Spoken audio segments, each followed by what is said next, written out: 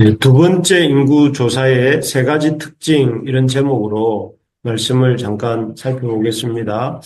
민수기 26장 1절에서 51절 말씀인데요. 오늘 말씀은 하나님이 이렇게 인구 조사를 이스라엘 백성이 광야 생활을 하는 동안에 인구 조사를 두 번에 걸쳐 이렇게 명하세요.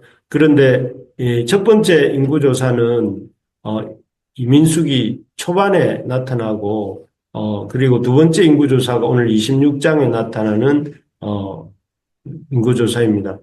첫 번째 인구조사는, 광야 생활을 시작하면서 행군을, 이스라엘이 이제 앞으로 할 행군을 원활하게 하기 위한 목적으로 이제 인구조사를 실시하였습니다. 그리고 오늘 이 두 번째 인구조사는, 가나안 땅 입성을 눈앞에 두고 또 그 가나안 족속들과의 전쟁을 준비하고 나아가서 이제 앞으로 가나안 땅을 분배하기 위한 기초 자료를 조사하기 위한 그런 목적으로 인구를 조사하게 됩니다. 이런 두 차례에 걸친 민수기 1장과 26장에 나오는 이 두 차례에 걸친 인구조사를 통해서 우리가 몇 가지 중요한 참 특징들, 이 두 차례에 걸친 인구조사의 특징들을 통해서 하나님이 어떤 분이신지를 살펴볼 수 있는데요.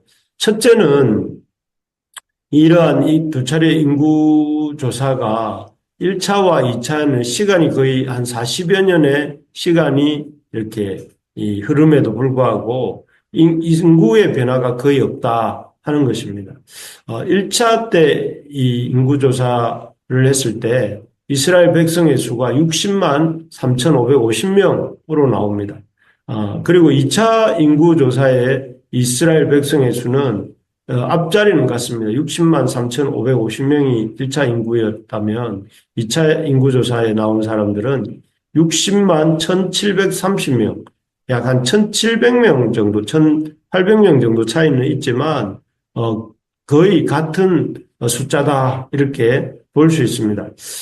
사실 우리가 지난 몇 주 동안 민수기를 살펴본 것처럼 광야 40년이라는 시간 동안 참 이스라엘 백성은 반복적으로 하나님을 노하시게 했고 그때마다 하나님의 징계가 있었고 많은 사람들이 죽었습니다.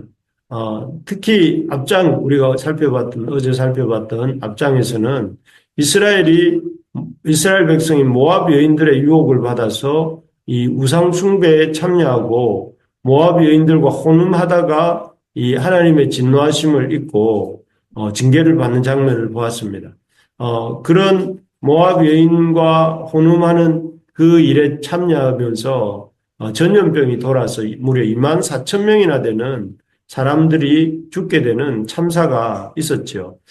그런 것을 생각해 본다면 이런 사건들이 많이 일어났던 것을 생각해 본다면 이스라엘이 여전히 60만 3,550명에서 60만 1,700명의 어떤 인구를 유지했다는 것은 놀라운 일입니다. 확 줄어들어야 그게 정상적인데 그게 아니라 여전히 참 첫 조사 때나 두 번째 조사 때 거의 40년의 간격이 있음에도 유지되고 있다는 것은 참 놀라운 것입니다. 이렇게 이 인구 수가 줄지 않고 여전한 인구를 이렇게 지속적으로 유지할 수 있었던 것은 한마디로 하나님의 신실하심 때문입니다. 이스라엘 백성들의 여러 가지 연약함과 불신앙, 불순종에도 불구하고 하나님께서 그들을 신실하게 사랑하시고 또 그들에게 언약하신 대로 그들을 이렇게 축복하시고 보호해 주셨다는 증거가 이 변하지 않는 인구의 수다 하는 것입니다. 정말 그렇습니다. 우리의 삶에도 이스라엘 백성처럼 우리의 여러 가지 연약함과 불신앙, 불순종이 있습니다. 그래서 우리가 때로는 징계를 받기도 하고 때로는 많은 어려움을 겪기도 합니다.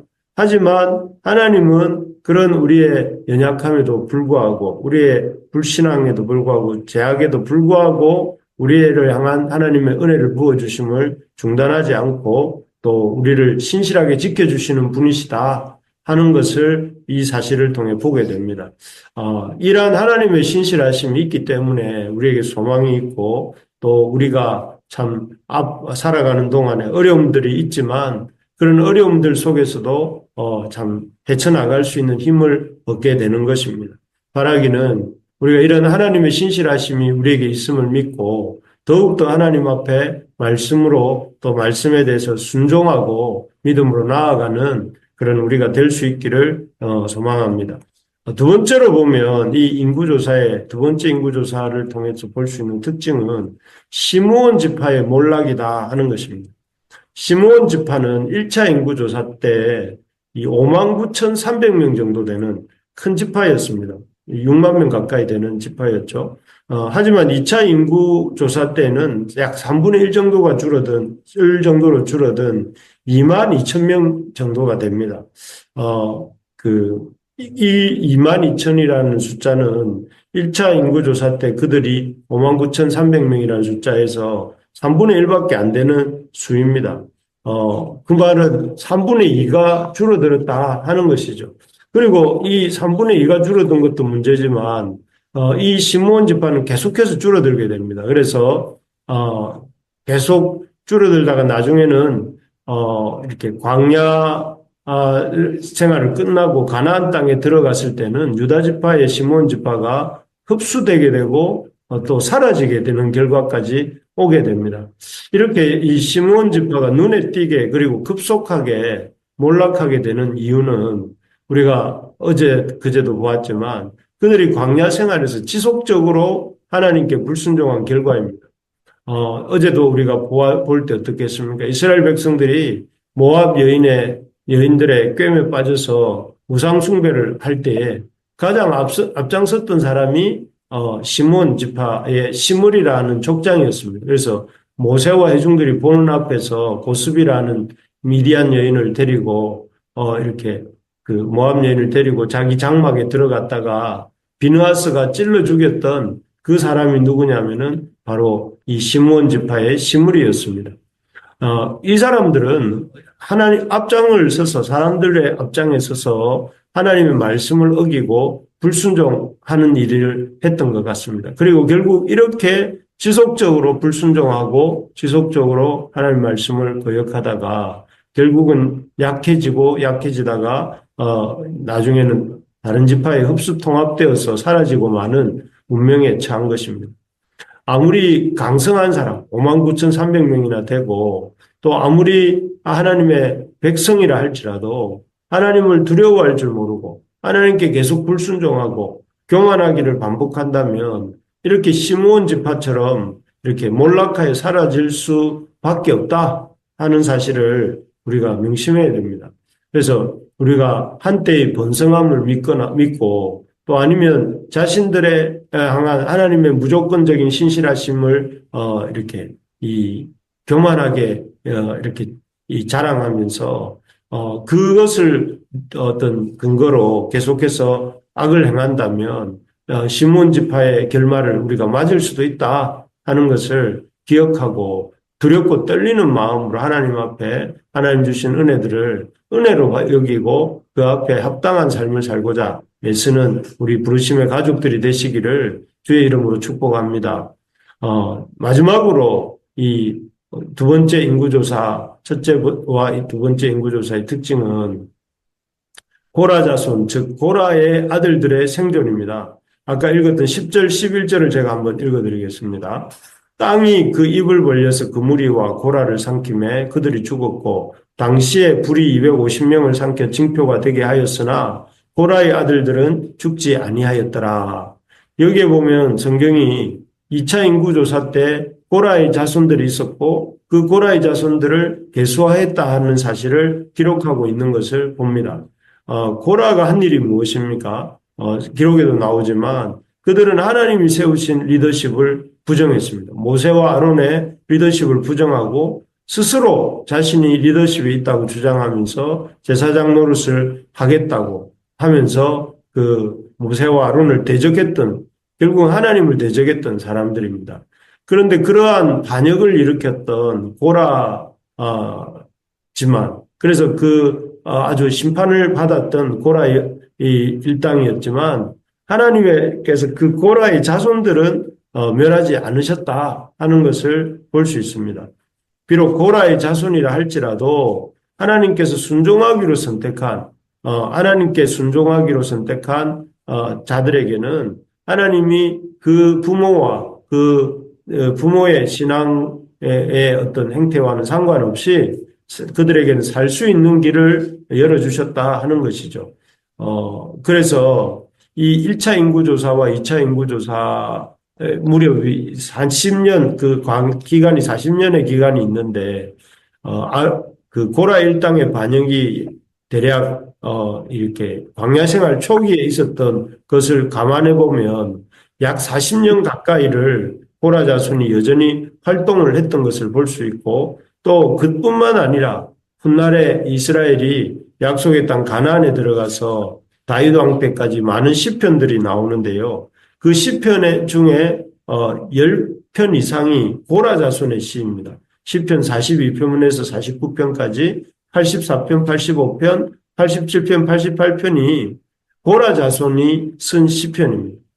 그래서 이들은 하나님의 전에서 하나님을 찬송하는 중요한 일을 맡았던 사람들이 고라 자손이 됩니다.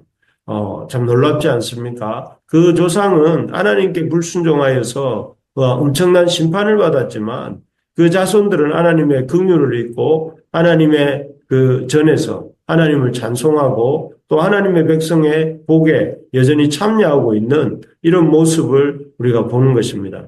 그렇습니다. 하나님은 심판 중에도 긍휼을 베푸시고 악을 행한 자의 자손이라 할지라도 그 자손이 하나님께 나와 하나님의 은혜를 구하면 그에게 놀라운 복을 주시는 그런 분이 우리 하나님이시다. 그런 은혜와 사랑의 하나님이 우리 하나님이시다 하는 것을 볼 수 있습니다.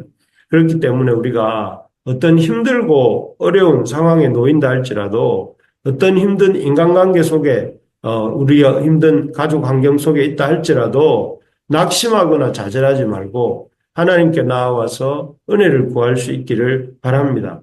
그렇게 하나님의 은혜를 구할 때에 하나님께서는 그 환경과 상관없이 그 인간관계와 상관없이 그 가족관계와 상관없이 하나님께서 그에게 놀라운 회복의 은혜, 구원의 은혜, 성장의 은혜를 베풀어 주신다 하는 것입니다. 지금의 상황이 어떤 상황으로 인해서 너무 낙심하지 마시고 소망을 가지고 주님 앞에 나아가는 우리 모두가 될 수 있기를 바랍니다. 지금의 환경들, 또 상황들, 또 가족 관계들 이런 것들이 우리의 마음을 무겁게 한다 할지라도 하나님을 의지할 때 하나님은 특별한 은혜로 고라의 자손들에게 부어주셨던 은혜를 우리에게 부어 주시기 때문입니다. 우리가 말씀을 맺겠습니다. 우리 이 두 번째 인구조사의 세 가지 특징은 하나님의 신실함을 볼 수 있다는 것과 계속적으로 불순종하는 자에게는 몰락이 있다는 것과 그리고 하나님의 참 은혜를 사모하는 자에게는 그 환경이 어떠 할지라도 하나님께서 놀랍게 은혜를 베풀어 주신다 하는 것입니다. 이 사실을 우리가 마음에 새기고 그 하나님의 신실하심을 붙들고 또 그 하나님 앞에 참 우리의 환경에도 불구하고 우리를 이끌어 가실 그 하나님을 기대하면서 우리의 지속되는 불순종의 문제가 있다면 회개하고 돌이켜서 복을 받는 우리 모두가 될 수 있기를 주님의 이름으로 축복합니다. 아멘. 네, 아멘.